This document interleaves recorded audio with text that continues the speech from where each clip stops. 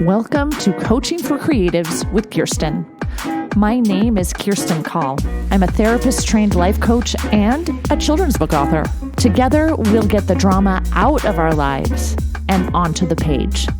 Let's get started. You are listening to Episode 131, How to Receive. I grew up birding with my dad and family. I have always loved birdsong and witnessing wings outstretched and flying and finding birds. When I first moved to this house in Massachusetts, I wanted some bird feeders. So we got some, we put them in our backyard, and definitely the birds came, but squirrels also came. And they ate all the seeds within 24 hours. So we thought, we can do this. We can tackle this problem.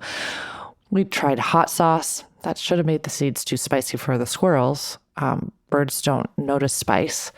We put baffles on the poles to keep the squirrels from climbing. We also greased the poles of the bird feeders. We bought a bird feeder that spun. There was also a feeder we got that automatically closed when it sensed the weight of a squirrel. All of these things seemed like they would work. And yet, the squirrel shenanigans continued. There was nothing we could do to keep them from eating our bird seed. Nothing. So, after a few years of struggling with the squirrels, we gave up. We stopped buying bird seed. Our bird feeder sat empty for a few months before I admitted defeat and finally donated them to a family who would have better success. Without bird seed, I had no expectations for bird sightings. Keep in mind, I basically live in a forest, so it was very silly to think I wouldn't see birds. But I was in the habit of looking for birds at the bird feeders, right? So it took me a little bit of time to start really paying attention to the trees around me. I got the Merlin app, which is so incredible. You record the bird song and it identifies the birds in real time. My office is a screened-in porch, so it's basically all windows facing the woods. Yesterday, I saw a barred owl. It perched on a tree a few feet away from my window. Then it swooped down into the stream and washed itself, then swooped back up into the tree. I had the privilege of witnessing this with the binoculars I received from my in-laws for my 50th birthday this summer. On any given day, I usually see 3 or 4 types of woodpeckers, also hawks, finches, chickadees, nuthatches, blue jays, red-winged blackbirds, tufted titmice, bluebirds, cardinals, orioles. Today, I saw a belted kingfisher. A few weeks ago, a murmuration of tree swallows circled above my head as I sat on the porch until bird dew splatted on my arm.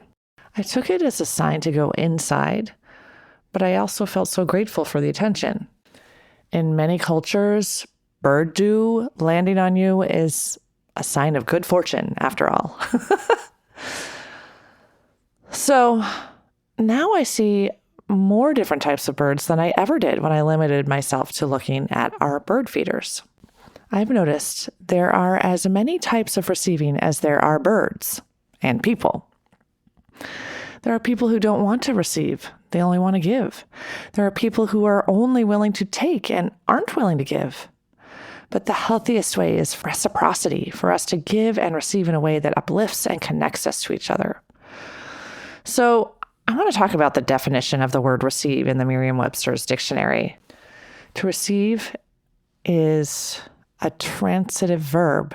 It means you are being acted upon by someone else. There are 3 definitions. The first one is to come into possession of or acquire. For example, you can receive a gift. The second one is to act as a reciprocal or container for. I really love this definition. You have to be open and allow and be a container for something you receive. The third definition is to assimilate through the mind or senses. This definition is also beautiful. You are allowing yourself to receive new ideas. I want to talk about how to receive compliments, new opportunities, help, all the positive things. Number 1, intentionally learn. This is key to receiving. Know it's a skill to receive, and it's learnable, even if you've been taught your entire life that you are the giver, not the receiver. Just like the birds in my backyard, I had to learn to look for them after the great bird feeder failure. Number 2, decide you are worthy. Know you deserve love and kindness. Know you deserve help and compliments and all the good things. I had a few spare birding months when I despaired because of the bird feeder situation. There were birds right there, but birds I wasn't seeing because I wasn't looking for them, because I didn't realize how many were just sitting in the trees waiting to be observed and witnessed, and because I wasn't ready to receive that, right? Number 3, allow. For some reason, this is really tough for some people. For me, in my bird analogy, I had to allow all of our bird feeder attempts to be unsuccessful. I had to allow space for another birding solution. I had to allow the bird feeders to leave my backyard in order to receive bird sightings in the trees in a way I never would have noticed otherwise.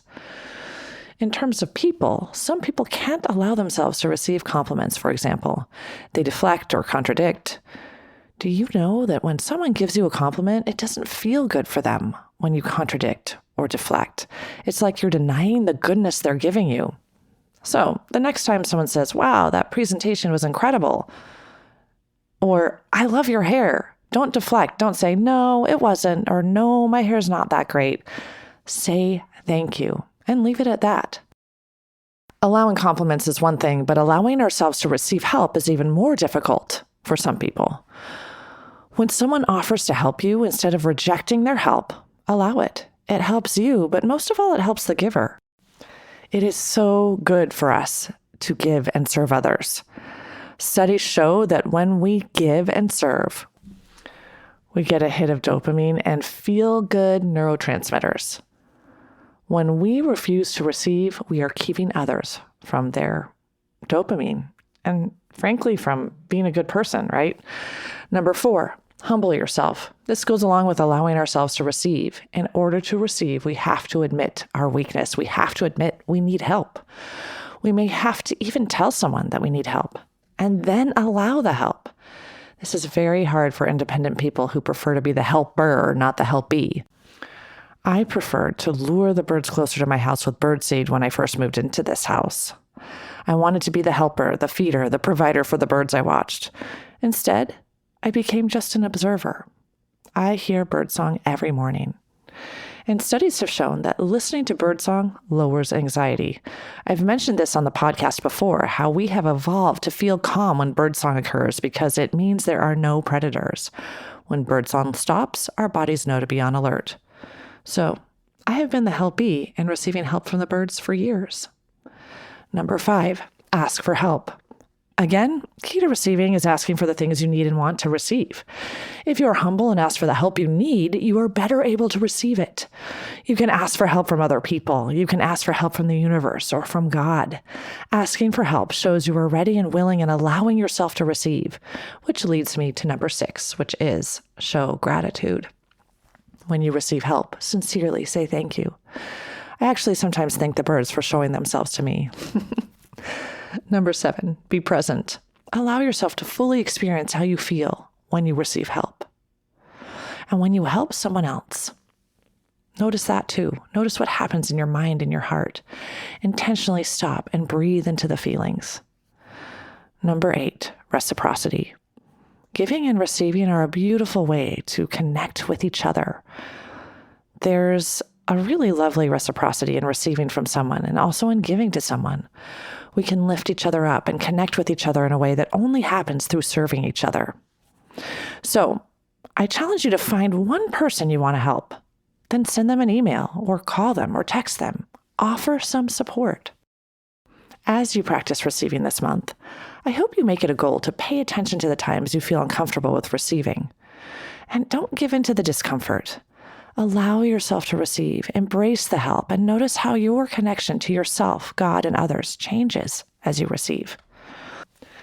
As I read you a poem from a middle grade novel and verse I'm working on, I invite you to open your mind. Receive the words and let your heart fly like the birds in my backyard. Dad says, every time you see a bird, it's a manifestation of God's love. Our new house has a back porch, and today I sit and listen and observe. One bird comes, then another, and another, and another. They swoop and soar and land in my backyard. Too many to count. So many little wings flit and fly. The murmuration surrounds me with countless bird calls, brave and brazen, just like me, a bird with community, dauntless and unflappable. Until next time, keep smiling.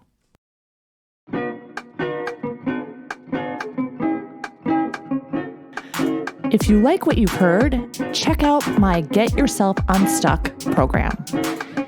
Go to KirstenCall.com. That's KirstineCall.com and schedule a free consultation today. Coaching for Creatives is produced by Kirsten Call. Music and audio engineering by James Call.